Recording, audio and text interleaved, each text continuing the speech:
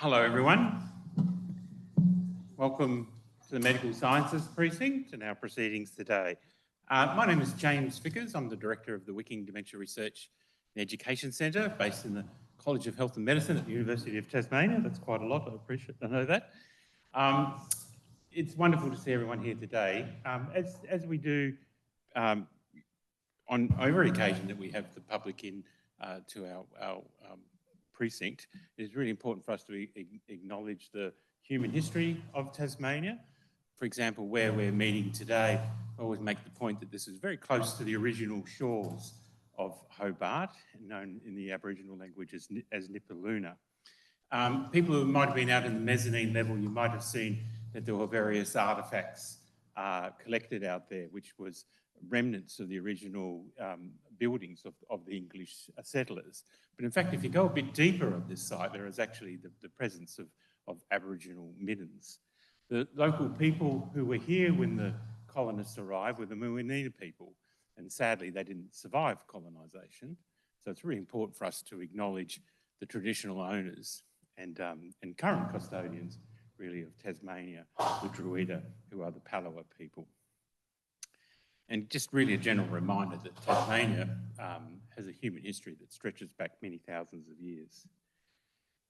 It's also my great pleasure to welcome everybody here today who was able to make it in person, and of course the people who are here online. You'll see a little counter down there which shows how many people are online currently following our proceedings.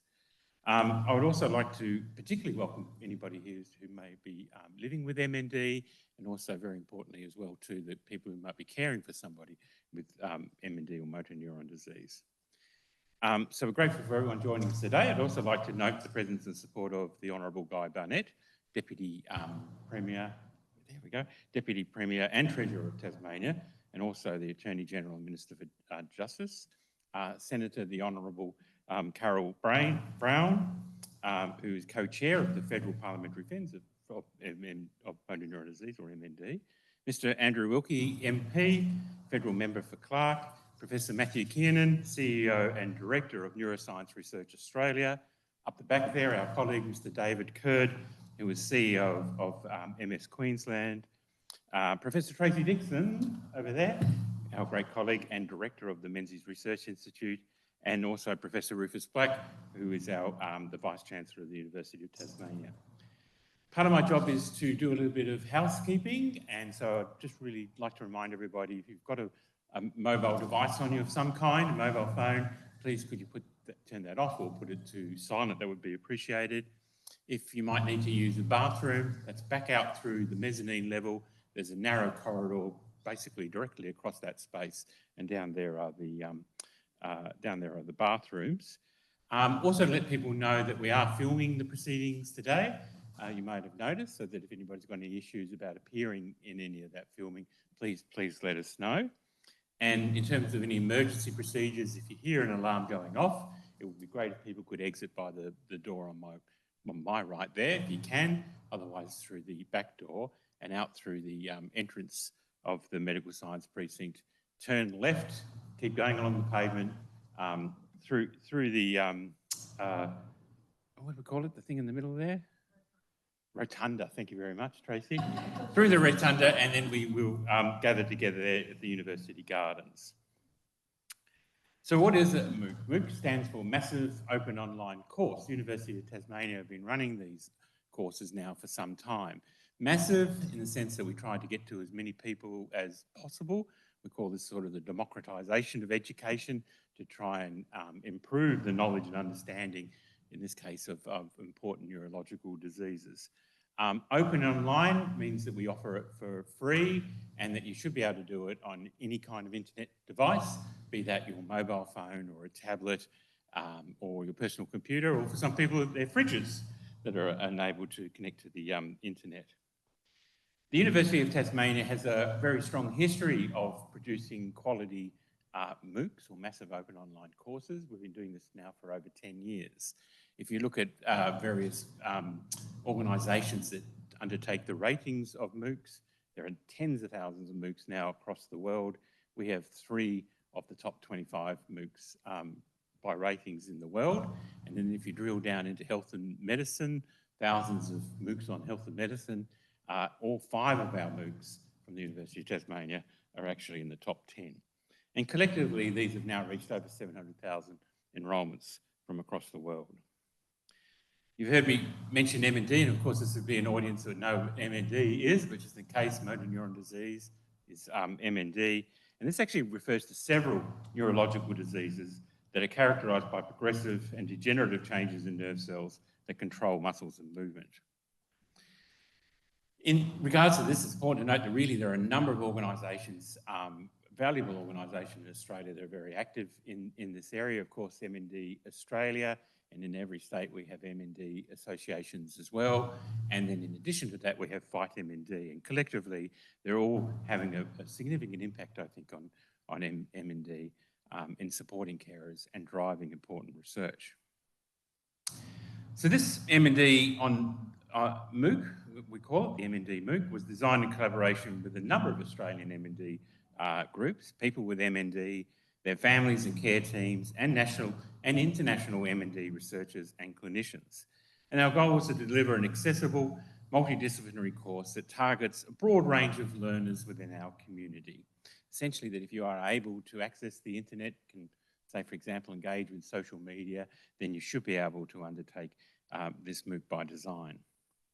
And we are delighted to produce this latest MOOC in partnership in particular with MS Queensland.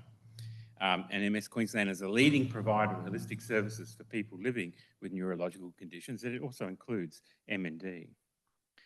And we have excellent and very distinguished presenters in this afternoon's proceedings, and so we will begin with perhaps the most important person of all, which is Dr. Sian Perry, who has led a wonderful academic team and professional staff as well too in the development of the MND MOOC to tell us more about this course. Thank you, Sian.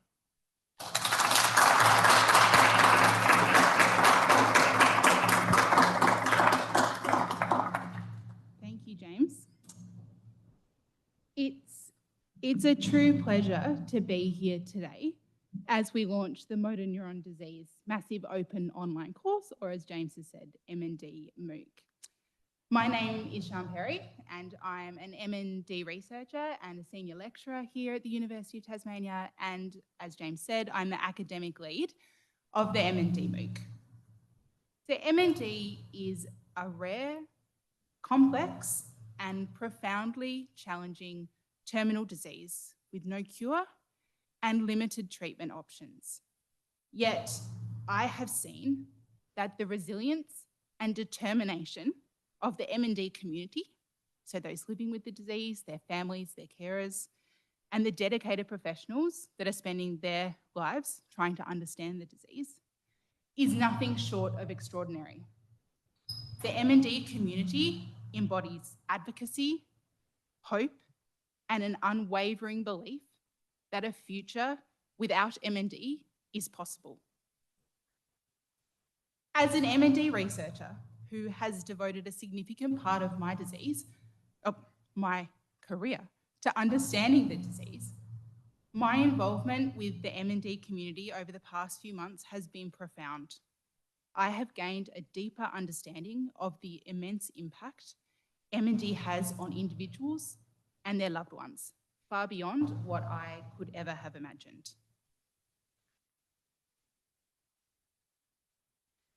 During our conversations with the MND community, we asked everyone the same poignant question.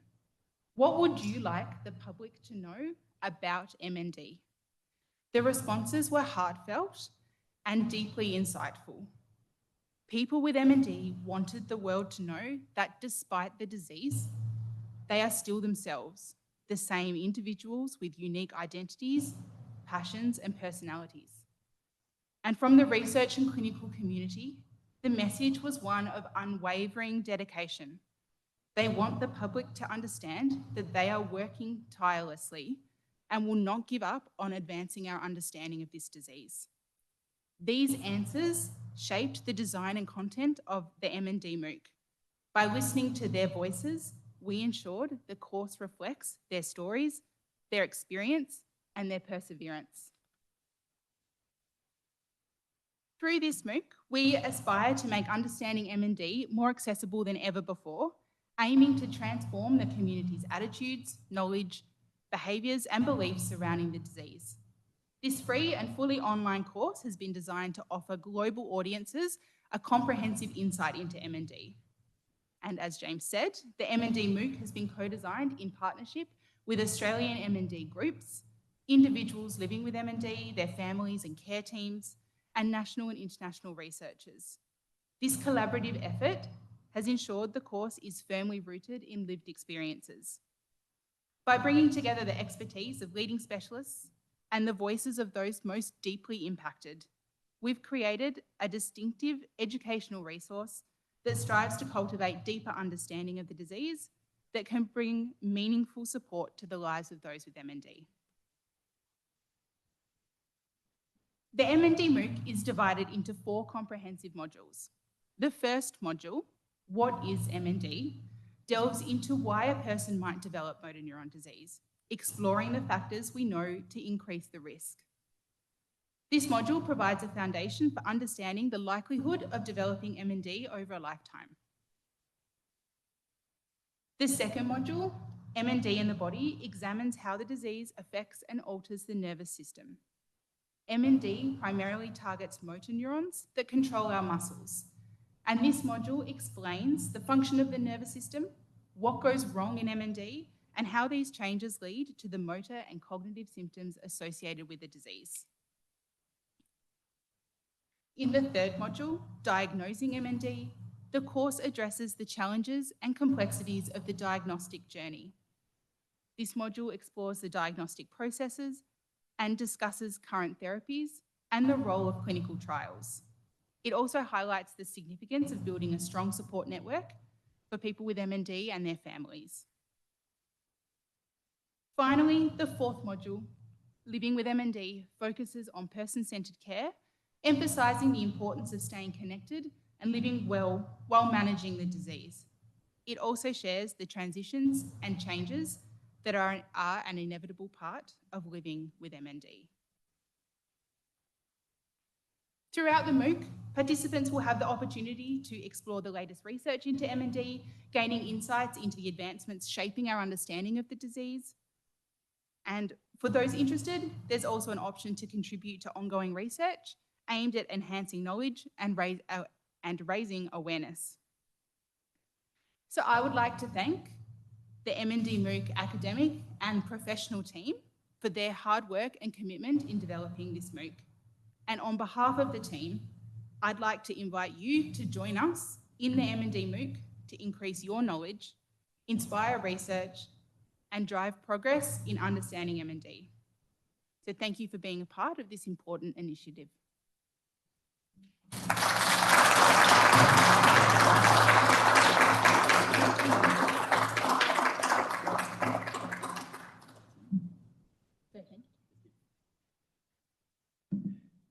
Wonderful. Thank you very much, Sian. At this point in our proceedings, we actually initially intended for one of the people who appeared in our MOOC, Mr. Paul Kelly, to be here to provide us some information about his own lived experience with MND. But very, very sadly, Paul died just a few weeks ago.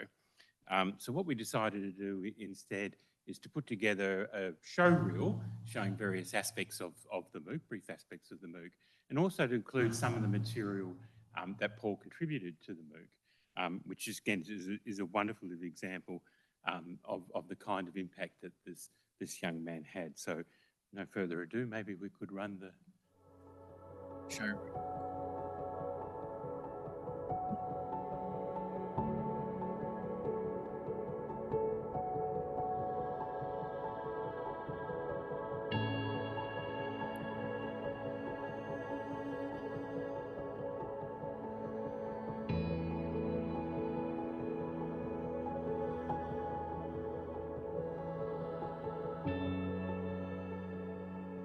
Our MND MOOC was created to consolidate information on all aspects of MND, from neuroscience principles to care approaches, into an educational resource that enhances knowledge, understanding and awareness of this condition.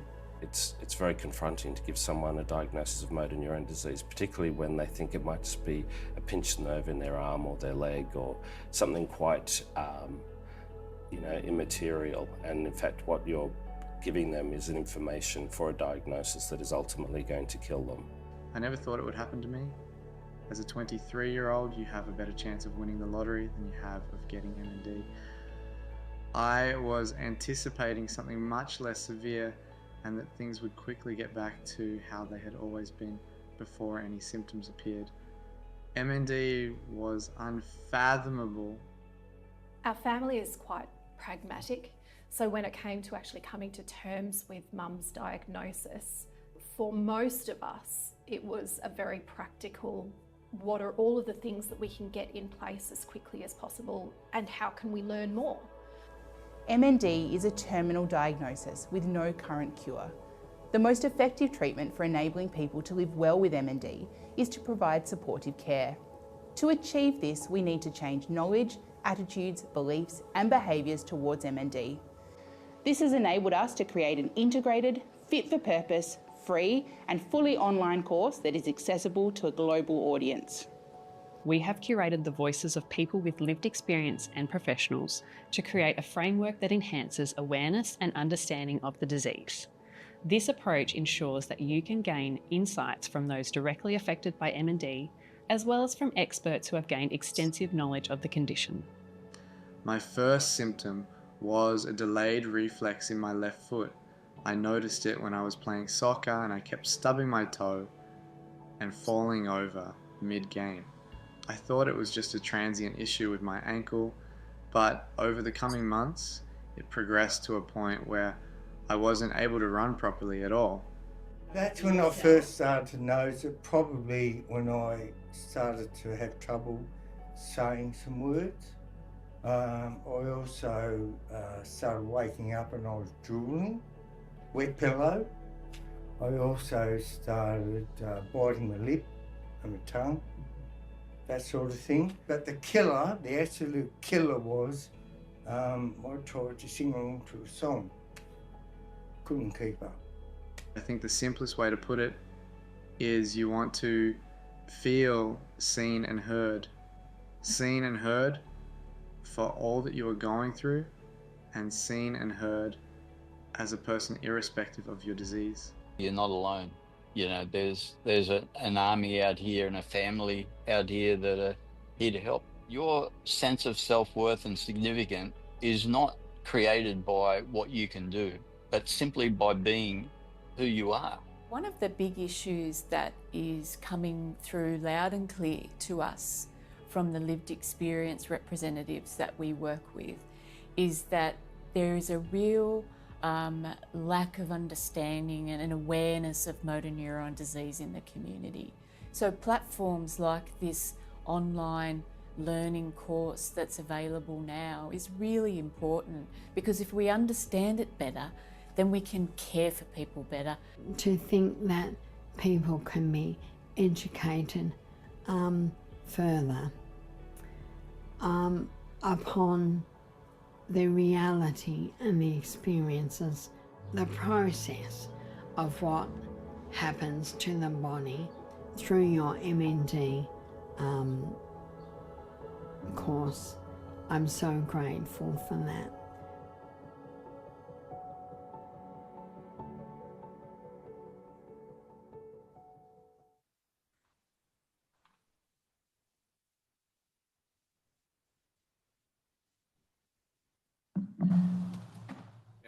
Our deep thanks to everybody who did appear in the showreel, and I think gives you a really a good idea about how the MOOC has been put together. But I guess in particular, we're very grateful to Paul, and I think the MOOC hopefully will be a fitting legacy of the impact that he had in his unfortunately relatively short life.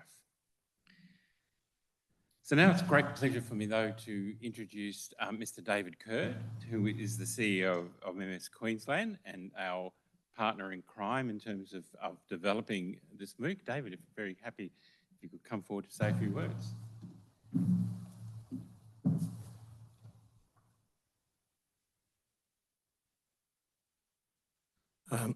Thank you, James. And it's a bit hard to follow that, to be honest. I just want to also acknowledge the people who shared their stories in that video. Very, very powerful and very profound. I'm sure some people are thinking, how did MS Queensland sneak in here?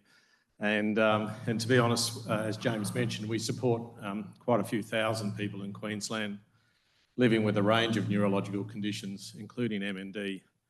And the MS MOOC that was developed a number of years ago has been incredibly useful for us and other MS organisations around Australia. We use it as an induction for volunteers, for staff, and for families who just want to understand more. And having seen the practical benefit of the MS MOOC, when the opportunity came along for funding and a project to develop potentially something similar for MND, it seemed like a no-brainer to lend our experience as a support provider, not an expert in MND. There are great MND organisations around Australia that James has acknowledged, and the expertise of developing MOOC here in Hobart. It was really just to bring our background to the expertise here and say it's time that MND had something like this and something that you've just experienced there. So from our perspective, we're very humble and very proud that we've been a part of this, but a very small part of this. James, you and your team have been excellent to deal with, and I really think this is not just nation leading, but world leading as just another vehicle and another means and another resource by which people have a better understanding of this very awful condition that whilst there may not be as many compared to other neurological conditions in Australia, I'm not sure that there's anything more devastating and more difficult to deal with than motor neurone disease. So to the people and the families and the carers who live with that, you know, our thoughts are with you.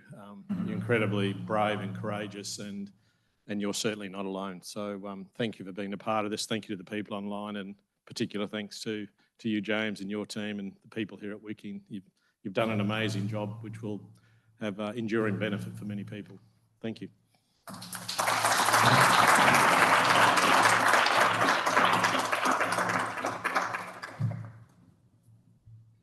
Thank you, David, and also to acknowledge your team at MS Queensland who also contributed to the organisation and development of the MOOC.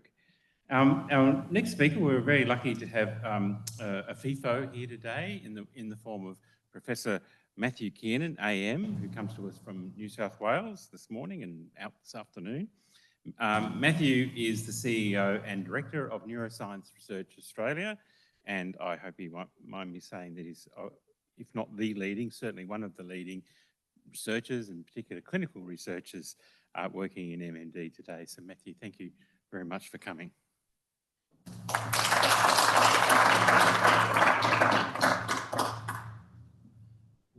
Thanks, James, and thanks, Sean, and colleagues at the Wicking and Menzies and University of Tasmania. It's great to be here for the launch of the MOOC, and also patients and their families.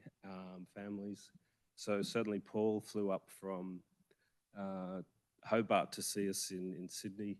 It was a very difficult day. He's a very special person and very sad to hear about him. But the origins of motor neurone disease date back to the 1860s, and the postage stamp up the top there is Jean Charcot, and he's working in Salpêtrière, so Salpeter. It's a gunpowder factory. And in the 1850s, he started trying to put histories together, clinical histories, and then neurological findings. So we call it phenotyping, to bring it together and then to come up with a concept of the disease. And this is one of his original slides. The technology of the day was a post-mortem examination. And he'd noticed that there was muscle wasting, which is a classical presentation of motor neurone disease. So that's the amyotrophy, and that's due to spinal cord involvement. And then he noticed at the edges, there was hardening, which we call sclerosis, and laterally out at the edges. And that's the corticospinal tract, and that's the pathway in the human brain that controls all of our voluntary movements. So we called the disease amyotrophic lateral sclerosis, and that's the term that's used globally, but motor neurone disease, and they're interchangeable. But I suppose what it's saying is this is a condition of the brain and the spinal cord and the peripheral nerves. And there's no other condition in neurology that does that. So if we look at, say, stroke or multiple sclerosis or dementia, they're all in the brain. Or if we look at neuropathy like diabetes, that's in the peripheral nerve. But to have a condition that goes across all compartments of the human nervous system, ALS is the only one. And I think that's why it's been so hard for us to understand the disease and to come up with appropriate therapies. But by understanding the process and the mechanism, that's how we can come up with treatments. And I think just back to that as well, ALS or motor neurone disease is part of a spectrum of conditions, and we know that it's associated with frontotemporal dementia, but also with other neurological conditions, multiple sclerosis, Parkinson's disease, and conditions of the mind as well. So when we interview patients and try and take a family history, there's a higher incidence of mania, bipolar disease, autism spectrum. So it's like cancer can have different manifestations in a family. Motor neurone disease is part of an expression of a brain and mind condition. So when I was in charge of Motor Neurone Disease Research Australia, we got Deloitte's Access Economics to do an economic survey of what the cost to the community was. And they came back and said that the cost to the patient for the community is $1.13 million. So to put that into perspective, a stroke or renal failure or heart disease is the equivalent of $6,000. So they'd never heard of these sort of numbers. They couldn't believe that it was 1.13 million. And why is that? Well, typically the disease affects people in the prime of their adult life. So typically 40 to 60-year-old. They have progressive disability, progressive burden for themselves, their family and the community. Their carers are taken out of the workforce, their children, and ultimately care resources are required. So it's a huge, enormous burden for any community, but particularly Australia, and that's why it's important that we try to focus on prevention and treatment. And I think we've been incredibly lucky to have the support of the community, and this really started with the Ice Bucket Challenge, but I think here in Australia, we've had a special connection, and that's through Neil Danaher. And last week, we were acknowledging his great contribution. So 10 years of FightMND, and he's raised $145 million for MND research. And not only has it galvanised Australia, it's galvanised the international community. It's bringing international pharma to Australia to run clinical trials and promote new treatments. And it's already now led to the discovery and new treatments for motor neurone disease. So single-handedly, he has really transformed the global landscape. The other problem from a clinical perspective, although we have the post-mortem examination, we don't have a diagnostic test. And the problem with that is we couldn't enroll patients reliably into clinical trials. So we had various criteria. We'd say that we suspected it was motor neurone disease, or it was possible disease, probable disease, or definite disease. The problem is that a lot of clinical trials only want a definite disease to enroll patients into clinical trials. And many patients would actually die having only suspected or possible disease. So we realized we needed diagnostic criteria. And so we convened a meeting here in Australia on the Gold Coast, and we came up with criteria to promote patient involvement into clinical trials. And so motor neurone disease is a progressive disease. So that means there has to be progression, and that's either on the history from the patient or on clinical examination. Then back to Charcot, there has to be some evidence of upper and lower motor neurone, or central, which is the brain, and peripheral nerve involvement. And that's the diagnosis of motor neurone disease. So it's a binary decision. It either is motor neurone disease or it's not motor neurone disease. And when a neurologist makes a diagnosis, it turns out they're about 96 or 97% accurate. So we have to be more positive to make the diagnosis, to get patients into clinical trials, and to give more focused therapy early on in the course of their disease. So the critical part of managing patients and patients remaining independent is to be involved in a multidisciplinary care environment. And that's run through particularly general practitioners connected with specialists, neurologists, clinical nurse practitioners, but a full allied healthcare team, occupational therapists, keeping them engaged in the workforce as long as possible, social workers, physiotherapists, occupational therapists. We have dedicated gastroenterologists if people need feeding tubes, respiratory physicians to consider whether patients will benefit from non-invasive ventilation, palliative care physicians for symptom management. So it's a huge team And management of patients can't easily be managed through just a single practitioner. They need to be in these specialised multidisciplinary services. And so in terms of treatments, we can obviously manage many symptoms. So whether it's excessive saliva, whether it's difficulty sleeping at night, whether it's pain, these are symptoms that can be managed by all clinicians. Separately, we have neuroprotective therapy. So riluzole was the first medication. We did the clinical trials in the mid-1990s. It was FDA approved, and now it's available through the Pharmaceutical Benefit Scheme. So it's supported by the Australian community, and that's a protective therapy. The earlier it starts, the more it protects neurons. The second medication is called edaravone, and that's going to become available through the PBS in May this year. So that'll be the second medication. And then a third medication, which is just coming to the TGA now, is a genetic therapy for a form of genetic motor neurone disease called SOD1, and the medication is tofersen. And that's an intravenous medication that gets over the genetic abnormality, and it's starting to actually improve weakness in patients. So as a clinician, it's something that we've never seen, that patients can start to improve with motor neurone disease. So it's a game-changing in the field. Separately, obviously, we need to focus on care support and care planning. And you can see that's a huge team. And I think that also explains the cost to the community of motor neurone disease. Separately, I think that it's important that and that's why the MOOC is so great. It actually encourages a sort of a national and international networking and collaborations. And one of the partnerships that we have launched through support from the National Health and Medical Research Council is MindOz. So we are trying to get all of the patients in Australia networked, and that includes then getting all of their history, getting the driving epidemiological research, getting blood samples, looking at the genetic mutations, and separate to the involvement of the patient is driving health policy and health awareness and workforce capacity. And we can see already that by being centralized, by bringing everyone together, it has positive advantages. So every patient who comes to a multidisciplinary clinic here in Australia, blood is sent to MindOz, which is also a genetic repository called SALSA, and that's based at the University of Queensland. And we can look at particular signatures in the genetics that may suggest specific treatments.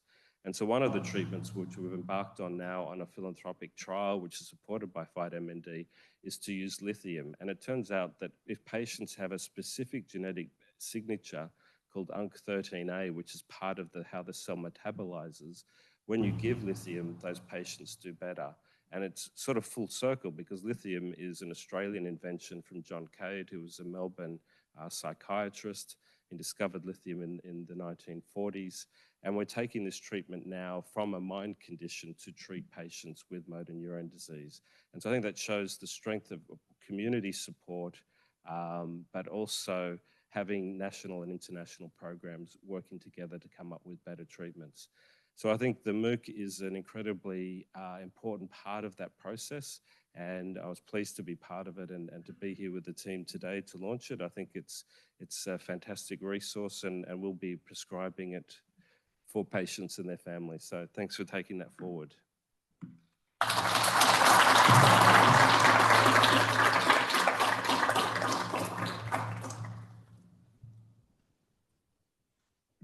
Many thanks, Matthew, for your presentation. It's very exciting to get that snapshot of some frontier areas of research and its translation into potential clinical practice. It's fantastic. So our next speaker is one of probably the busiest people in Tasmania, and this is the Honourable Guy Barnett, who I introduced earlier, the Deputy Premier of Tasmania, Treasurer, Attorney General and Minister for Justice, but was able to take a break from all of those roles to come to us today to also speak on this very important topic. So thank you very much, Deputy Premier. Well, thank you very much, James, for the warm welcome. And to Matthew, thank you for sharing and your leadership in this space. To David for being part of the story and delivering that wonderful support from Queensland MS. To Sian and your leadership here on behalf of the team.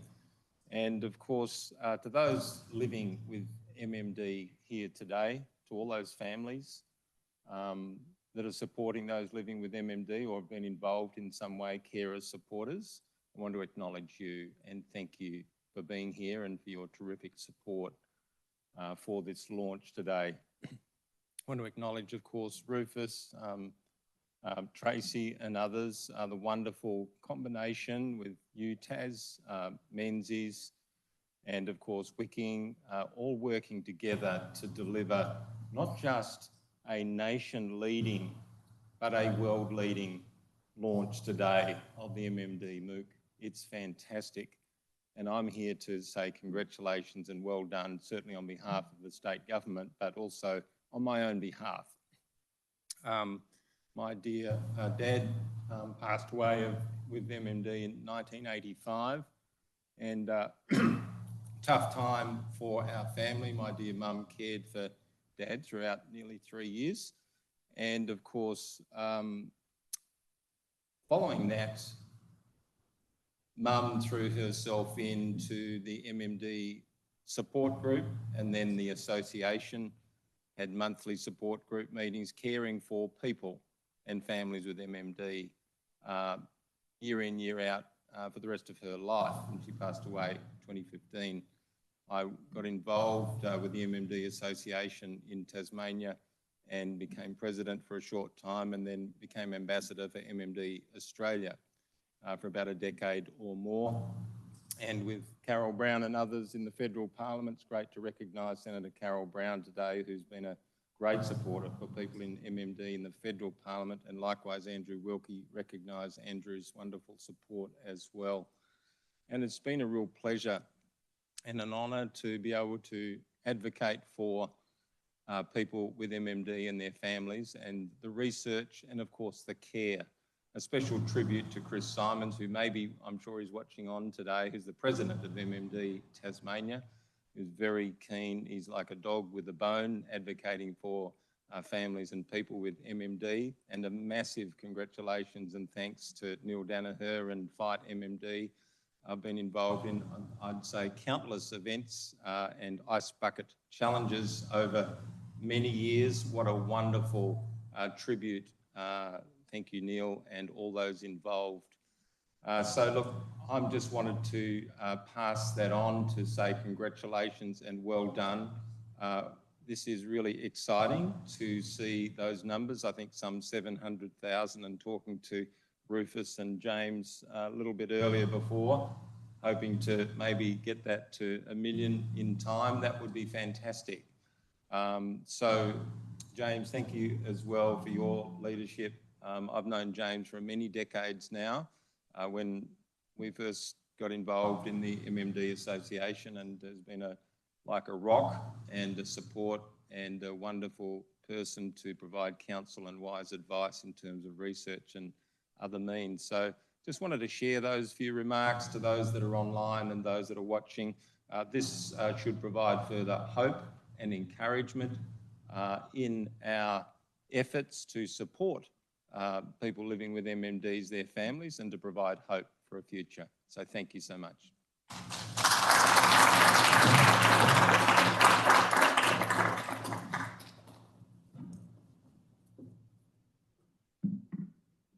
Thank you very much, Deputy Premier. It was wonderful to hear the account of your family and the challenge that MND had in your life.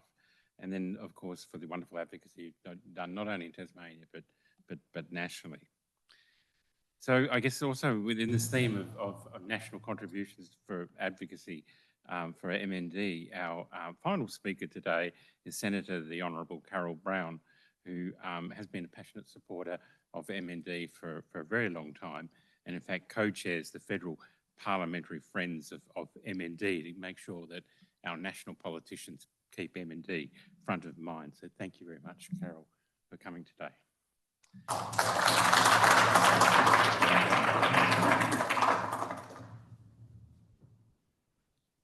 Thank you, James, and I won't take up too much of your time, but I would like to start by thanking you all for the opportunity to speak today at the launch of the MND MOOC. is a real honour to be here, not only as co-chair of the Parliamentary Friends of MND, but as someone that is committed to improving the lives of those that are affected by this devastating disease. As you know, every day in Australia, 2 more people are diagnosed with MND. Right now, 2,700 Australians are living with the condition. And each of those diagnoses represents a person, a family, a network of loved ones who suddenly thrust into the world of MND, navigating its challenges with incredible strength and resilience. And through my work with the Parliamentary Friends of MND, I've had the privilege of hearing directly from people living with MND, their carers and their families. Their courage and their determination in the face of such a difficult diagnosis is nothing short of inspiring. Hearing their stories has deepened my understanding of the daily challenges of living with MND and reinforced the vital importance of research and education. This MOOC represents a significant step forward, designed in collaboration with Australian MND organisations, researchers, clinicians, and most importantly, people with MND and their families are a vital resource. It brings together the latest in neuroscience, care strategies, practical support, making this crucial knowledge widely accessible, and that's the key. Education and awareness are powerful tools. They can drive a better understanding, influence policy, and ultimately contribute to our shared goal of finding a cure. By increasing understanding across healthcare, research, and the broader community, this course will play a key role in ensuring that people living with MND receive the best possible support. As co-chair of Parliamentary Friends of MND, I'm proud to stand with colleagues across party lines and independents to champion more research, push for better treatments, and ultimately work towards that cure. But real progress requires collaboration across all sectors: education, government, research, healthcare, and advocacy groups. To everyone who has contributed to this MOOC, the Wicking Centre, MS Queensland, the researchers, advocates, and most importantly, as I've said, individuals and families who have shared experience, thank you. This MOOC is not just an online course, it's a beacon of knowledge, empowerment, and compassion. I encourage everyone to explore it, share it, and use it to drive the change we need. Thank you.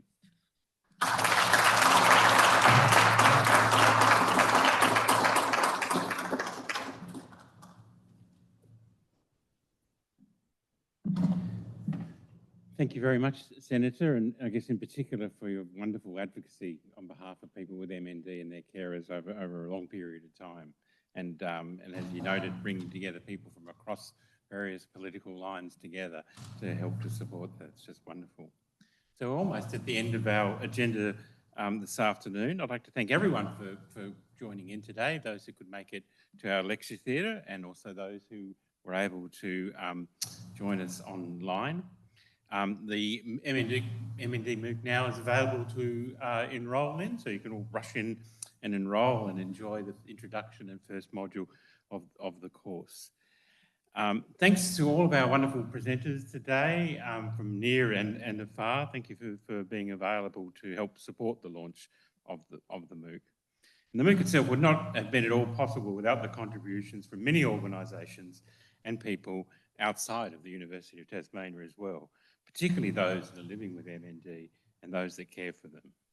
I really would like to add, though, my absolutely deep thanks to the wonderful local team of academics and professional staff who have worked very hard to produce the MND MOOC.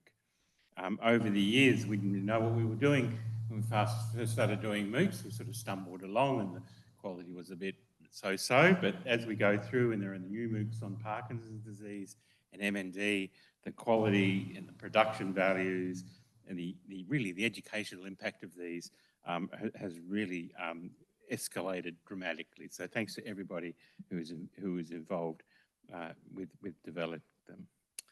And I'd also add to that too, our staff within the Wicking Centre who were part of organising this launch event as well too. These are not trivial things to organise, and you know who you are, but there's absolutely a wonderful group of professional staff within the Wicking Centre who helped to put together these launch events.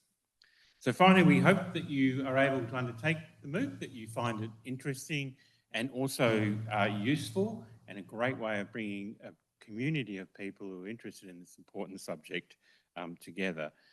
Not only do I encourage you to undertake the MOOC, but it would be wonderful if you could also share this opportunity with as many people as possible, your friends, family and colleagues, so that we can all magnify, I guess, this opportunity for people to build knowledge about this important neurological condition in our community. Thank you very much.